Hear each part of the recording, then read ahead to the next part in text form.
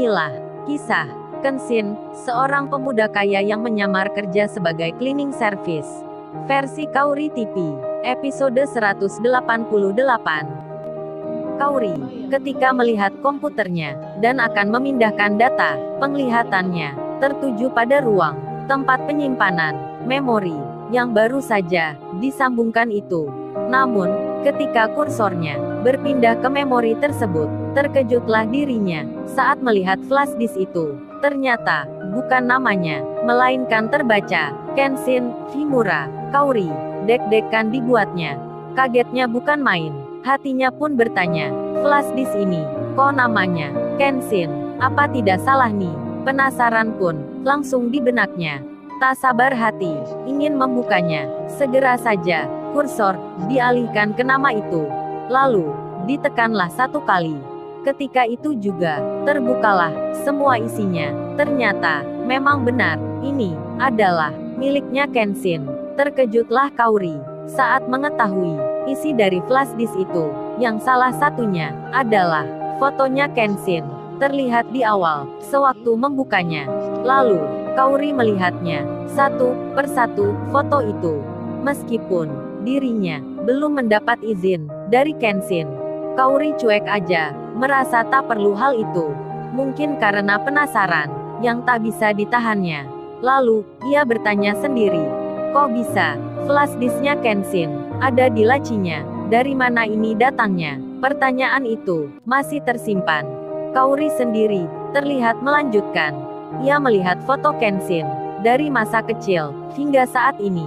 Bahkan di masa sekolah SMP pun juga ditemuinya. Sampai detik itu, belum ada yang tahu perihal Kaori yang melihat foto Kenshin, termasuk temannya, si Lala, yang saat ini lagi sibuk dengan pekerjaannya. Kemudian, di balik banyaknya nama berkas, Kaori yang mengutak-atik isinya, melihat sana-sini, mengecek satu persatu. Akhirnya, ia terselip ke satu dokumen yang rada aneh. Berkas itu hanya diberi nama dengan tanda sebuah huruf yang hanya bertuliskan satu saja, yaitu huruf K. Kaori pun akan membukanya. Ketika ditekan huruf itu, terbukalah isinya. Semua langsung terbaca. Namun saat melihatnya, Kaori menjadi shock dibuatnya. Ia tak menyangka jika foto dirinya ada di sini. Foto itu ada di suatu tempat di halaman parkir sebuah perusahaan yang pernah ia datangi. Setelah diingat-ingat, Kaori baru menyadari dirinya mulai mengerti jika ternyata di waktu itu ia pernah bercermin pada sebuah mobil. Terlihat foto ini ada mobil miliknya pula yang berada di belakangnya. Kaori lalu berpikir, berarti kaca mobil yang ia pakai untuk bercermin itu adalah miliknya Kenshin. Terpasang perekam pula. Sambil membayangkan waktu itu, Kaori malunya setengah mati. Apalagi saat itu, dirinya putar-putar posisi di depan kaca mobilnya Kenshin. Kaori sungguh tak mengira hal seperti itu akan tersimpan sampai saat ini. Namun, karena sudah berlalu beberapa waktu, Kaori tak terlalu memikirkannya. Apalagi fotonya ini sudah lebih dulu dilihat oleh Kenshin. Bahkan, di sebagian fotonya itu diberi tulisan. Tulisan itu terbaca dengan kalimat, aduh deh Kaori ini, kayaknya dia mau jadi model nih.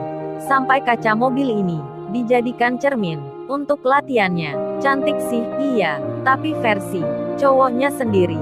Tulisan itu diberi tanda dengan emosi tertawa, seperti pesan yang ada di WhatsApp.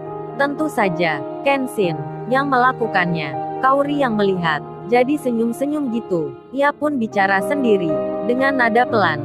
Kaori berkata, nakal nih, cowok ini, nyimpan foto gak bilang-bilang. Gak pakai izin pula, awas nih kalau ketemu, gua langsung kasih peringatan.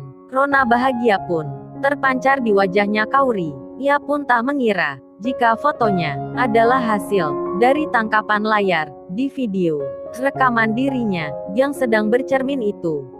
Kaori pun bertanya-tanya, lagian mengapa ya video kok dijadikan foto? Aneh deh. Kaori merasa terbawa perasaan baper-baper gitu. Hal itu memang wajar karena Kenshin dengan sengaja menyimpan fotonya, pakai diedit segala, rahasia pun terungkap. Sedang Kenshin belum mengetahui, waktu sudah hampir menginjak sore hari. Matahari perlahan berada di sebelah ufuk barat. Rena, di saat itu, semakin merasa khawatir, karena Kenshin yang masih di sini. Lalu, tiba-tiba, ia ditanya, "Oh ya Ren, katanya restoran ini mau tutup ya?" Mendapat tanya itu, si Rena langsung menjadi deg-degan hatinya, karena masalah ini begitu sensitif baginya. Ia pun langsung menjawab, "Loh Ken, kamu kok bisa tahu tentang hal itu?" Sambil wajahnya berkeringat karena sedang menahan gelisah. Kenshin lalu menyahutnya, "Bukannya di depan situ ada banner yang terpasang tentang pemberitahuan tempat ini akan dibangun hotel, itu benar ya Ren?" Tanya Kenshin lagi. Si Rena menjawab dengan pelan, "Iya Ken, itu memang benar." Kenshin melanjutkan tanya, "Berarti restoran ini entar bisa makin besar ya Ren?" Mendapat tanya itu, si Rena bingung menjawabnya. Ia harus berkata bagaimana, namun tanya Kenshin itu harus dijawabnya, karena tak ingin menutupi masalah itu. Si Rena pun akan berterus terang, ia akan mengatakan hal yang sebenarnya. Namun, sebelum ia bercerita, terlihat dirinya menitikkan air mata. Kesedihan terpancar jelas di wajahnya. Kenshin sampai melihatnya, ia pun merasa ada hal yang tak wajar dengan temannya ini. Namun, ia belum bertanya dan masih menunggu. Ada apakah hal yang terjadi? Di tengah itu, Rena tiba-tiba menutup wajahnya. Dirinya terlihat menangis di depan Kenshin. Kemudian, ia merundukkan pandangan wajahnya mengarah ke bawah, bersembunyi di balik meja itu. Lalu, bagaimana kisah selanjutnya? Subscribe channel ini untuk episode berikutnya. Terima kasih.